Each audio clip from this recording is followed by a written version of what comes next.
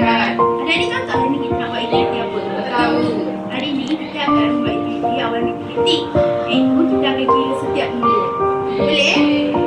Mula-mula cikgu nak tunjuk contoh macam mana nak guna alat tu ya. Okay, adik-adik boleh buka yang ni.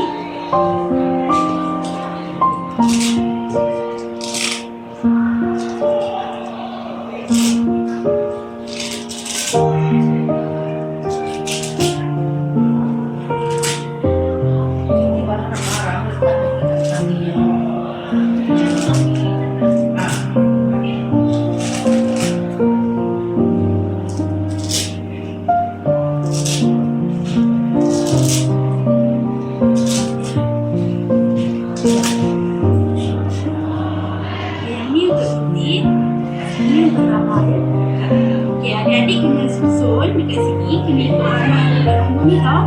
Yang ni nombor 1, yang ni nombor 2, yang ni nombor 3, yang ni nombor 4, yang ni nombor 5. Cikgu akan tunjuk contoh dekat nombor 1 tau.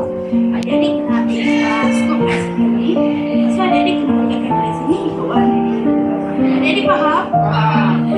Yang warna pink ni untuk kaki. Yang warna biru ni untuk ayah. Warna merah ni sebelah untuk kaki. Warna ungu ni untuk tamak. Adik-adik kena susun yang ni sekali tau. Adik-adik kena ambil ikut nombor, ikut bilangan yang ada dekat adik-adik. Adik-adik kena ambil nombor ni ikut bilangan yang ada dekat adik-adik. Contohnya macam dekat Kitty ada 2 warna pink. Jadi Kitty kena ambil dekat tamak ada 3 biru. Tamak kena ambil 3 biru. Adik-adik faham? Faham. Okay, adik-adik boleh buat sekali. Macam ini ke cikgu? Betul tak, Mak?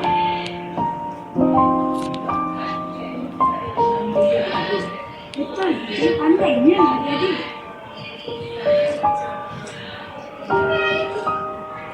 Saya suruh siap cikgu.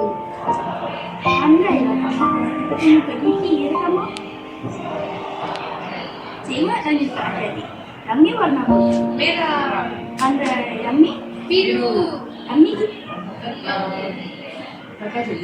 Yang ni warna pink. Yang ni warna apa?